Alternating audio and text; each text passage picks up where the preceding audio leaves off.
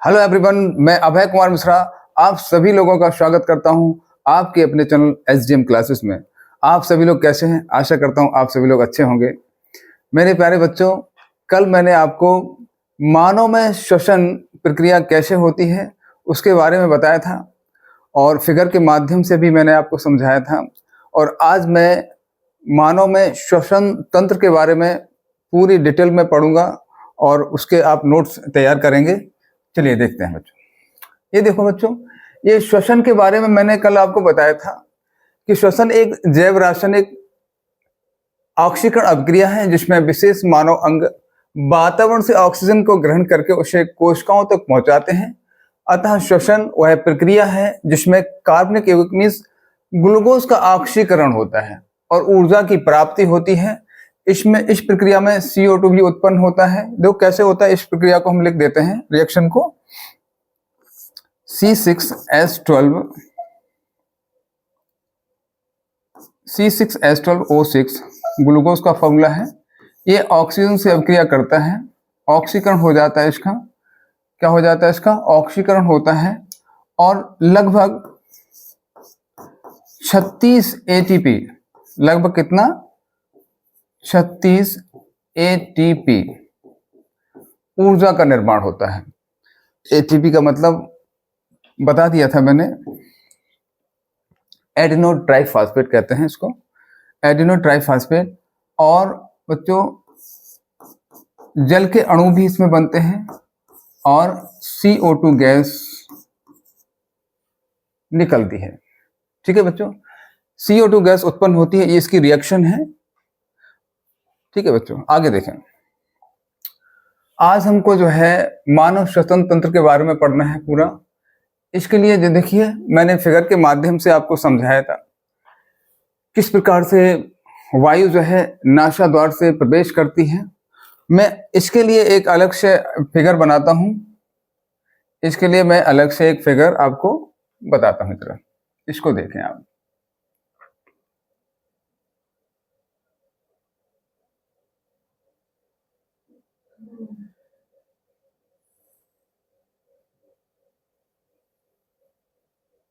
ये देखिए,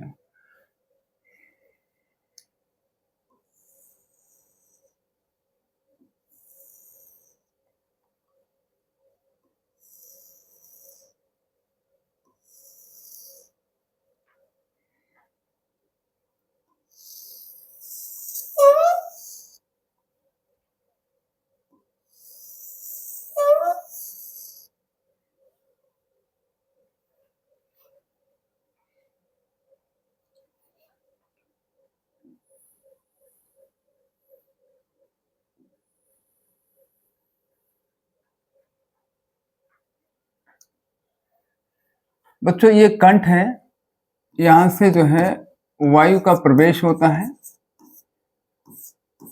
यहां से CO2 गैस बाहर निकलती है। ये कंठ कहलाता है। ये क्या कहलाता है? कंठ कहलाता है।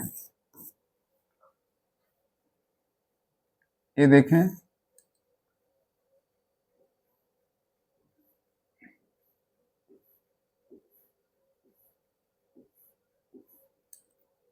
ये श्वास नली है, इसको वायु नली कहते हैं। ये वायु नली है। ये बच्चों हाइलिन उपास्थि लगी है, हाइलिन उपास्थि लगी है, हाइलिन उपास्थि। ये श्वसनी है, ये श्वसनी कहलाती है। ये श्वसनी है। ये लेफ्ट, ये राइट। और बच्चों इसको देखना, इसके अंदर ये वायु कोष पाए जाते हैं। ये वायु कोष पाए जाते हैं बच्चों।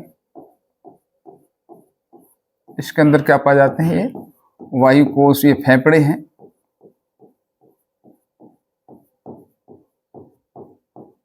बच्चों ध्यान रखना हमेशा, जो लेफ्ट लंग्स होता है जो बाएं तरफ का जो फेफड़ा होता है वो 2 खंडों में बटा होता है, और जो दाएं तरफ का फेफड़ा होता है बच्चों ये 3 खंडों में बटा होता है। टोटल मिला के फेफड़े 5 खंडों में बटे होते हैं।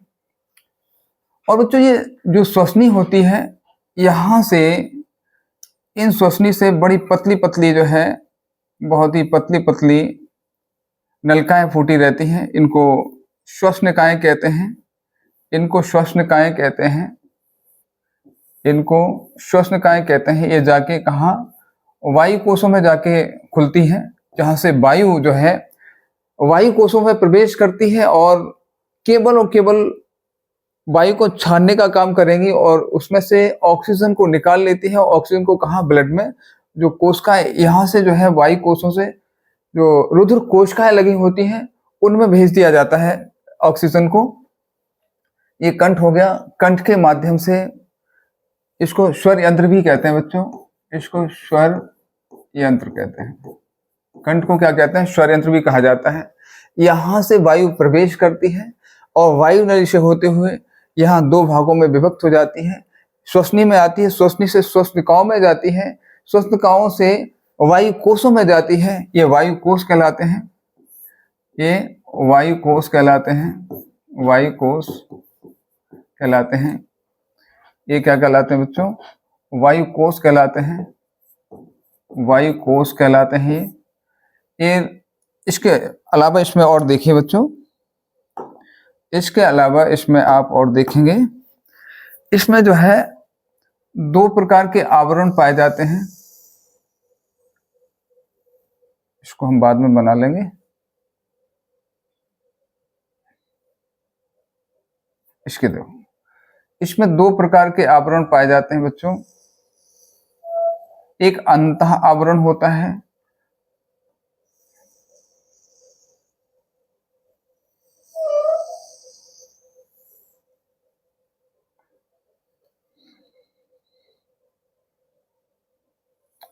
एक बाह्य आवरण होता है।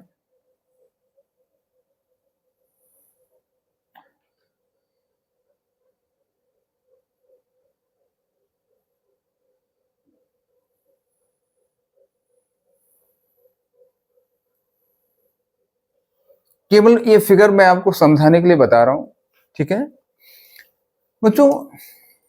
ये अंतः आवरण कहलाता है, ये अंतः आवरण है। इसको पैराइटल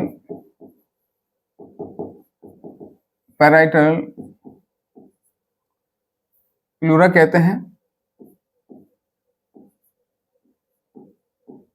इसको पैराइटल प्लूरा कहते हैं। ये बाह्य आवरण है, बाह्य आवरण, माफ कीजिएगा, ये अंतः आवरण है। विसरल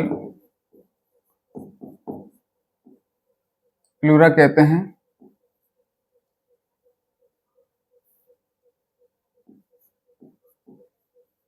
प्लूरा कहते हैं। इसको पैराइटल प्लूरा कहते हैं। बच्चों इन आवरण के मध्य में एक द्रव भरा रहता है, इसको फुफ्फुस वर्णीय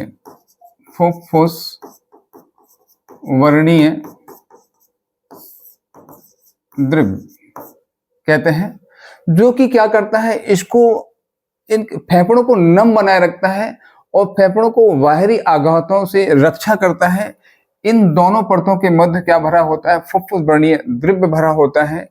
ये बाह्य आवरण कहलाता है, पैराइटल प्लूरा कहलाता है। ये अंतः आवरण कहलाता है, विसरल प्लूरा कहलाता है बच्चों। और जो वायु कोश होते हैं, इसको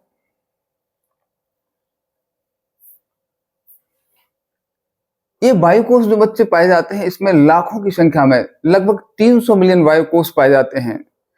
इन वायु कोशों को जो श्वसन क्रिया की संरचनात्मक एवं कार्यात्मक इकाई कहा जाता है बच्चों। क्या कहा जाता है, संरचनात्मक एवं क्रियात्मक इकाई कहा जाता है इनको। क्या कहलाती है? संरचनात्मक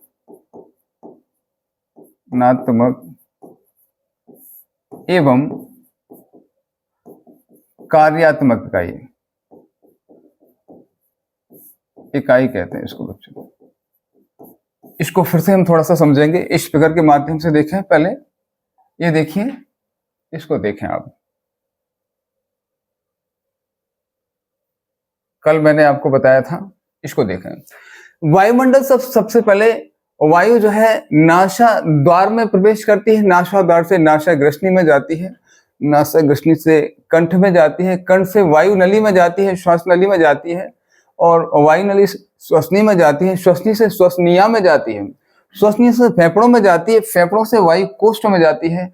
यहाँ वायु कोष्ठों से केवल और केवल ऑक्सीजन ही ब्लड के अंदर जाती है, और ब्लड से सेल्स में जाती है, कोशिकाओं में जाती है, कोशिकाओं से माइटोकॉन्ड्रिया में जाती है, जहां पर ग्लूकोज पाया जाता है। ग्लूकोज ऑक्सीजन से क्रिया करके ऊर्जा का निर्माण करता है, इसलिए इसको क्या कहते हैं? ऊर्जा ग्रह कहा जाता है माइटोकॉन्ड्रिया को। समझ में आ गया होगा। चलो बच्चों, इसके बारे में जरा हम फिर से देखते हैं। मैंने जो है श्वसन आपको पढ़ा दिया था कल। आज हम मानव श्वसन तंत्र के बारे में समझेंगे। मानव श्वसन तंत्र क्या है? ह्यूमन रेस्पिरेटरी सिस्टम क्या होता है? देखिए, मानव के श्वसन में उन सभी अंगों को सम्मिलित किया जाता है। मैंने इस पूरा फिगर के माध्यम से आपको सब समझा दिया है। जो गैसों के विनिमय में योगदान देते हैं, मानव में श्वसन फेफड़ों द्वारा होता है। मानव में श्वसन किससे होता है बच्चों?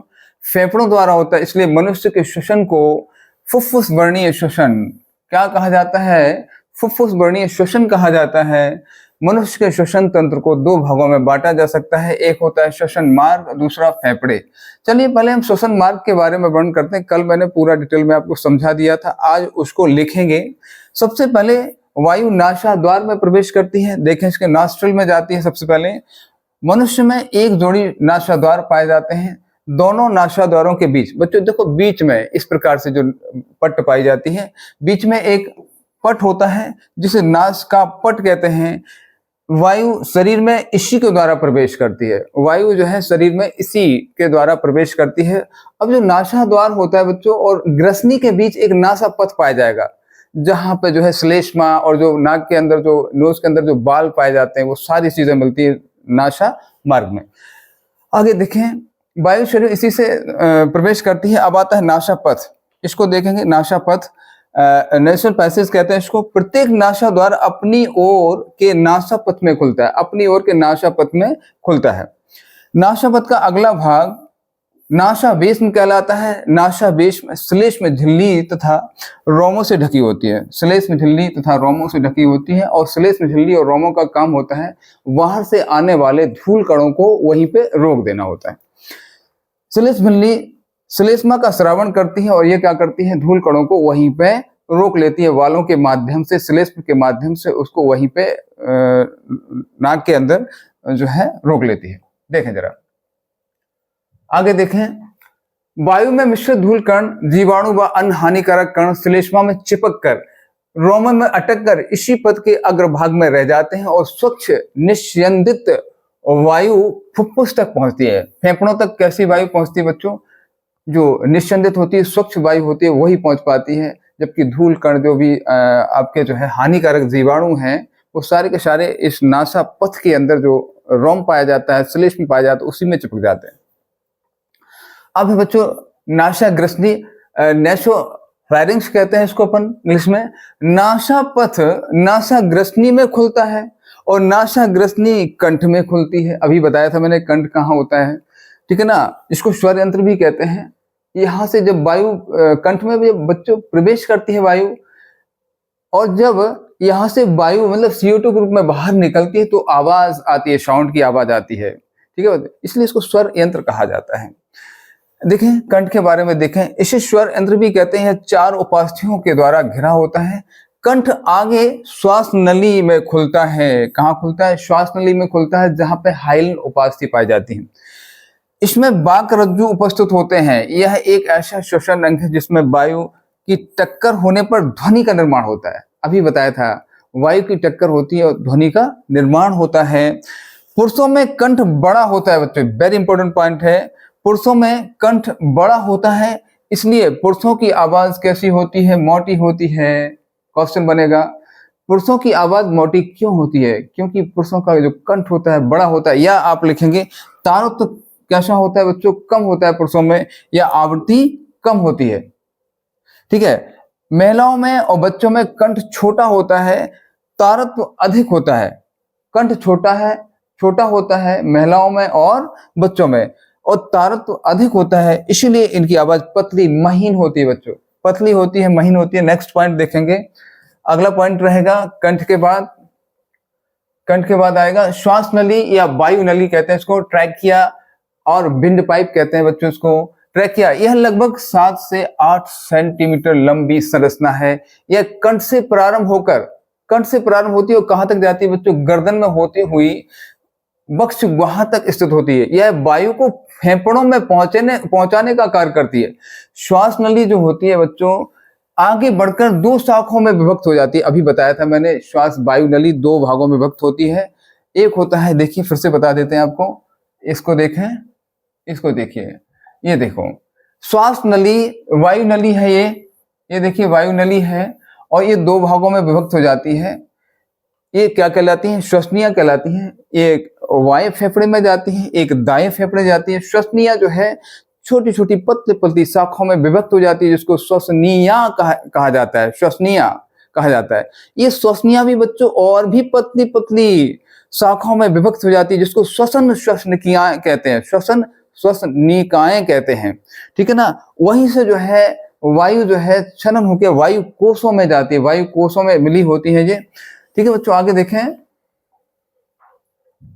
एक है, हाँ, 2 शाखाओं में विभाजित हो जाती है, जिससे श्वसनी कहते हैं। श्वास नली के बीच बीच में सी आकार के उपास्थि के छल्ले पाए जाते हैं। सी आकार के उपास्थि के छल्ले कहा था, श्वास नली में पाए जाते हैं, जो श्वास नली को वायु की अनुपस्थिति में आपस में चिपकने से रोकते हैं। इसे हाइलन उपास्थि कहते हैं। इसको देख लेंगे एक बार फिर से, इनको क्या कहते हैं बच्चों? ये देखिए, ये पाए जाते हैं बच्चों, देखिए ये है, ये देखिए, ये हाइलन उपास्थियां हैं। ये क्या करती हैं?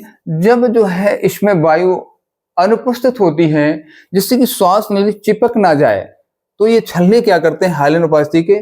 इसको दूर दूर रखते हैं। किसको? श्वास नली को, मीन्स वायु नली को दूर दूर रखते हैं, जिससे वो चिपक ना जाए आपस में। आगे देखें, इन्हें हाइलन उपास्थि कहते हैं, इनको हाइलन कैडियस के भी कहते हैं बच्चों। श्वसनी, अगला पॉइंट है बच्चों श्वसनी। ब्रोंकस क्या होता है? श्वास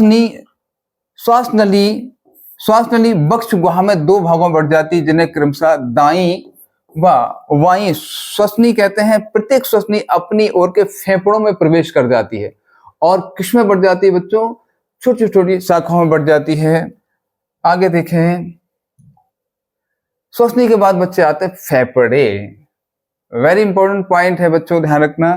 फेफड़े, यही जो है मुख्य श्वसन क्रिया का मुख्य अंग होता है, इसको फेफड़े कहते हैं। देखें, वक्ष गुहा में 2 फेफड़े होते हैं, जिन्हें क्रमशः वाया व दाया फेफड़ा कहते हैं। फेफड़ों में श्वसनी प्रवेश करने के बाद यह पतली पतली, अभी बताया था मैंने, यह पतली पतली शाखाओं में बढ़ जाती है।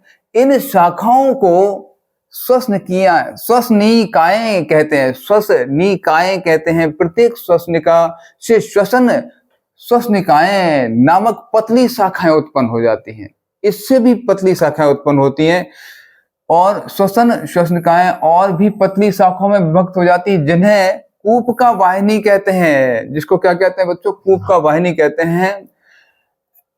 एल्विलर डक्ट कहा जाता है। अंत में प्रत्येक कूपका वाहिनी एक थैलीनुमा रचना, जो कूपका वाहिनी में बढ़ जाती है। देखो बच्चों, जो श्वसनी होती है वो काय में विभक्त होती है? श्वसनिकायों में विभक्त होती है, और श्वसनिकाएं काय में विभक्त होती है? श्वसन, प्रत्येक श्वसनिका काय में होती है विभक्त? श्वसन श्वसनिकाओं में होती है, और ये भी विभक्त हो जाती है काय में? कूपका वाहिनी में ये विभक्त हो जाती है, और जाके वायु कोशों में जाके खुलती है।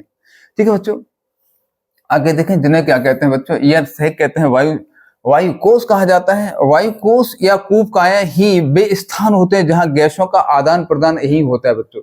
गैसों का आदान प्रदान यहीं से होता है। कूपकाओं के चारों ओर रुधिर कोशिकाओं का एक घना जाल होता है। मनुष्य के फेफड़े कुल 5 खंडों में से मिलकर बने होते हैं। दाने फेफड़े में 3 खंड होते हैं, जबकि बाएं फेफड़े में 2 खंड पाए जाते हैं। मनुष्य के फेफड़े के चारों ओर एक सुरक्षात्मक आवरण पाया जाता है, जिसे क्या कहते हैं बच्चों? प्लूरा। अभी बताया था मैंने। बाह्य आवरण पैराइटल प्लूरा कहलाता है, अंत आवरण वेस्टिबुलर प्लूरा कहलाता है। यह दोहरा आवरण होता है। देखें कैसे होता है दोहरा आवरण। देखिए, बाह्य आवरण इसको पैराइटल प्लूरा कहते हैं, और जो अंत आवरण होता है बच्चों, ये विसरल प्लूरा कहते हैं। इन दोनों के बीच एक पदार्थ भरा होता है, ठीक है ना, जो कि क्या करता है, हृदय को बाहरी आघातों से बचाता है, और हृदय को माफ कीजिएगा, लंग्स को बाहरी आघातों से बचाता है, और इसको नम बनाए रखता है फेफड़ों को। इन दोनों आवरणों के मध्य एक तरल पदार्थ भरा होता है, जिसे फुफ्फुस बनी द्रव्य प्लूरल फ्लूइड कहते हैं। यह फेफड़ों को सदैव नम बनाए रखता है तथा बाह्य आघातों से सुरक्षा प्रदान करता है। मनुष्य का फेफड़ा लगभग, देखिए वेरी इंपॉर्टेंट पॉइंट, 300 मिलियन छोटे छोटे वायु गुब्बारे नुमा संरचना से निर्मित होता है, जिन्हें फेफड़े के अंदर वायु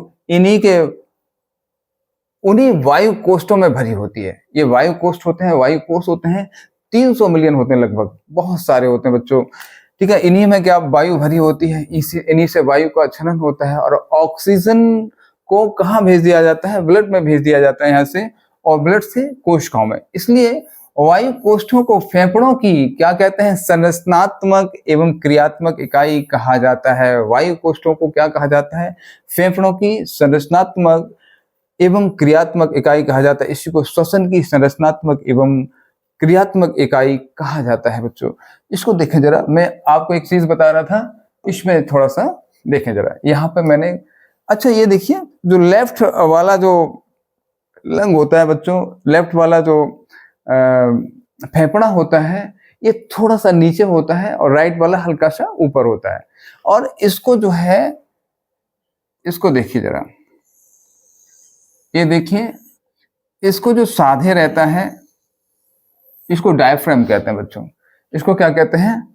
इसको डायफ्राम कहा जाता है, डायाफ्राम। इसको डायफ्राम कहते हैं। ये डायफ्राम का कार्य क्या है? देखिए जरा, इसको डायफ्राम का कार्य आपको बताते हैं लाल में। ये आपका हो गया था। इसके बाद इसको देखें बच्चों, डायफ्राम क्या होता है? यह एक ऐसी संरचना है जो केवल स्तनधारियों में पाई जाती है। कहाँ पाई जाती है बच्चों? केवल स्तनधारियों में डायफ्राम पाया जाता है। यह फेफड़ा तथा फेफड़ों को और हृदय को यांत्रिक सहारा प्रदान करता है। यांत्रिक सहारा प्रदान करता है। यह पाचन तंत्र को श्वसन तंत्र से अलग करता है। डायफ्राम जो लगा होता है फेफड़ों के नीचे, क्या करता है? ये पाचन तंत्र और श्वसन तंत्र को क्या करता है? अलग कर देता है, जबकि फेफड़ों और हृदय को यांत्रिक सहारा प्रदान करता है। डायफ्राम श्वासोच्छ्वास ब्रीदिंग में महत्वपूर्ण, सांस लेना छोड़ने में महत्वपूर्ण भूमिका निभाता है। ठीक बच्चों, समझ में आ गया होगा आपके सारी चीजें। एक बार और देख लीजिए फिगर, थोड़ा सा आपको बता दें, जो मेन फिगर है इसका बच्चों, ये देखिए, ठीक है ना, ये आपको समझ में आ रहा होगा। ये देखिए आप, इसको देखिए, ये बच्चों, ये दिख रहा है आपको ना, श्वास नली आपको दिख रही होगी यहाँ पे। ये देखिए, ये क्या है? श्वास नली है, इसको वायु नली कहते हैं। इसमें उपास्थि के छल्ले लगे होते हैं, और बच्चों यहाँ से जो श्वसनी लगी हैं, और श्वसनिकाएं छोटी छोटी पतली पतली नलिकाओं में विभक्त हो जाती हैं। इनको श्वसनिकाएं कहते हैं। और ये श्वसनिकाएं क्या श्वसन श्वसनिकाओं में विभक्त हो जाते हैं, अंदर जाके और पतली पतली हो जाती हैं। और श्वसनिकाएं भी और पतली पतली धारियों में विभक्त हो जाती है, जिनको क्या कहते हैं? कूपकाएं, कूपका वाहिनी कहते हैं। यही कूपका वाहिनी वायु कोश में कहाँ घुसी होती है? वायु कोश में घुसी होती है बच्चों, ध्यान रखना। ठीक है बच्चों, इसी के साथ आज बच्चों ये मानव श्वसन तंत्र जो है समाप्त होता है। आशा करते हैं आप लोग बहुत अच्छे से समझ पाए होंगे। इसके बढ़िया नोट्स बनाइए, आप सारी चीजों को नोट करिए, लिखिए, उनका रिवीजन कीजिए बच्चों। मैं समझता हूँ कि आप सारी चीजें आप समझ लेंगे, और अगर कोई दिक्कत हो आप इसको वीडियो को बार बार देखिए, तो आपको सारी चीज़ें समझ में आ जाएंगी। बच्चों इसी के साथ मैं विदा लेता हूँ, मिलता हूँ नेक्स्ट सेशन पर। तब तक के लिए जय श्री कृष्णा, जय श्री राधे, जय मां शारदे।